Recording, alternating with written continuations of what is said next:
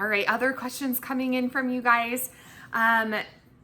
Really good question is, if I or somebody I know is interested in your informatics residency, what is the best way to prepare or network with you to get placed there? So love this question. One of the things I did want to clarify, so we are in the process of a PGY2 informatics residency being approved so that you could come do a learning with my group. Now, why it's a PGY2 experience is a few fold.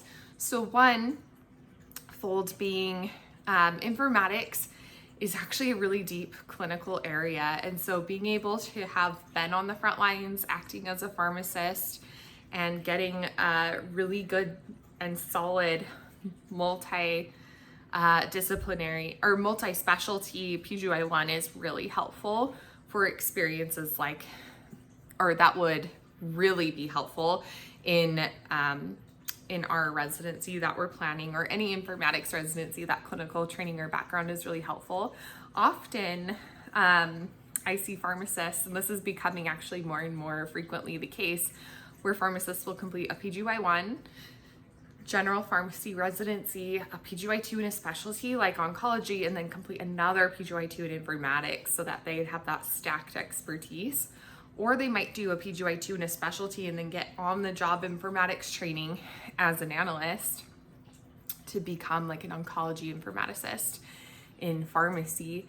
There are not too many PGY1 informatics residencies, and I think it's for that reason, where that clinical cultivation of your specialty is just so useful in being an informaticist, because you're implementing drug content that can be used cross populations. And so being able to think critically about not only, what makes sense to actually dispense this, as far as what are the qualities of the drug physically that need to be in the system to safely dispense it, but also if this is orderable across the spectrum of care, how do we put safeguards in place to protect and safeguard its use, make it easy to do the right thing, hard to do the wrong thing, which is hurt someone, and kind of confront iatrogenesis that way. As far as getting experience, I would say really reaching out to informaticists that you know, or networking to figure out how to get contact information for informaticists, doing a LinkedIn search and directly contacting them. Talk to those individuals about how they got started in their career. Ask them really great questions. See if you can set up a mentorship opportunity to explore that career and kind of map out what that career path would look like. Residency or no, definitely talk about, if I'm unable to secure a residency because there's a paucity of spots out there, what are alternative means by which to get into the informatics field? I think that would be really important. Further, doing some non-traditional experiences. So often there are like temporary internships, volunteer internships, special projects you can get involved in with informatics groups. For instance, we have taken research interns in the past. I know I'm really familiar with that model where someone wants to gain experience. We're able to open up an unpaid internship to help facilitate that experience for someone. I think that's really valuable to at least ask if that's available. Perhaps going in with, you might not know what type of project or what type of specialty you're interested in, but how can you start to engineer an environment where you can start to diagnose what your interests are, especially informatics is such a cross-functional skill. I think every pharmacist uses informatics on the daily and may not necessarily recognize those skills as informatics skills. So I think starting to take a step back and recognizing, how can I make sure that I'm using critical thinking whenever I'm interacting with clinical decision support, kind of taking notice is really helpful. And then for instance, if you do an internship with me, one of the things that we talk about is how to put different lenses on your experience, and to be able to view things from multi perspectives, to not only help you in interviews down the road. Most interviews, as you know, are behavioral based.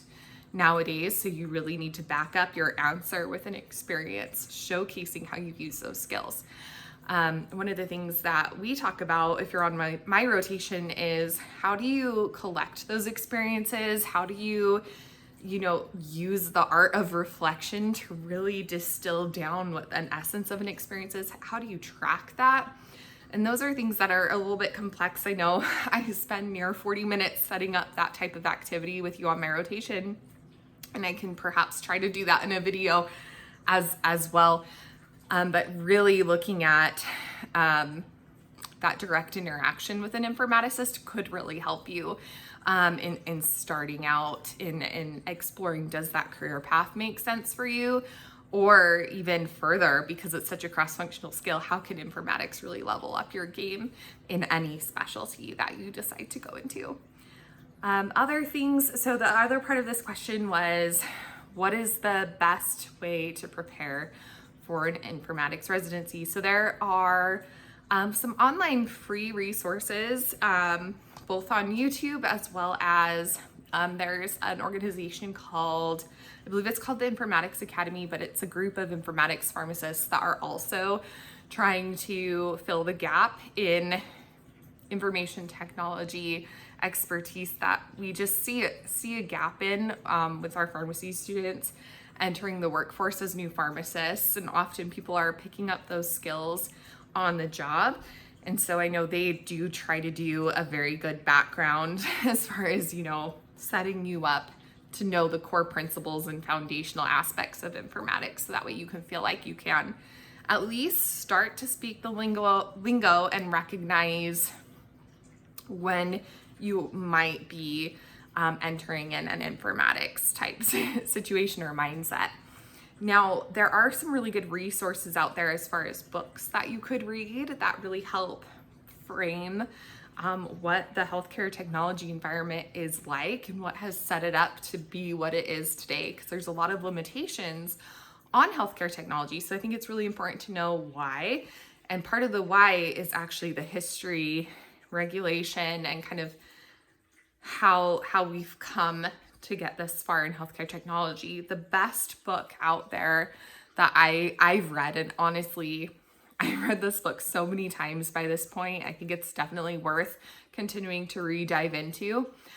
Quick caveat, I know I've gotten the feedback from people before that it is a little dry at parts, but it is a technical book. So I think because I went into it with that mindset, I didn't find it dry at all. I found it incredibly exciting and riveting, and the true experiences and interviews that they conduct and describe in this book just really spoke to me. But I did want to make sure that you go in with a good mindset, kind of interpreting the dry as maybe these are the technical pieces of the book. But the book is called The Digital Doctor, and it talks about the digitization of medicine, and absolutely phenomenal read. I'll link it below as well.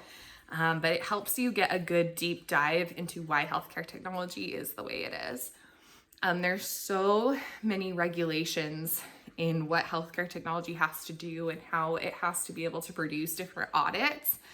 And that juxtaposed with what medicine is, which is an entirely personable career path, right? Most of us go into medicine and pharmacy to help people, to really, I know for me, I had a friend really get hurt by a medication, and it, put me on the track of pharmacy when originally I thought I would go into medicine. And so our basis is to help people. And so when you recognize, that disconnect between trying to make something auditable versus trying to help someone, and it kind of talks about that parallel and how that creates some issues in healthcare, and how we can kind of start to bring that to the forefront, bring that to the recognition level, so you can start to understand how to navigate healthcare that way.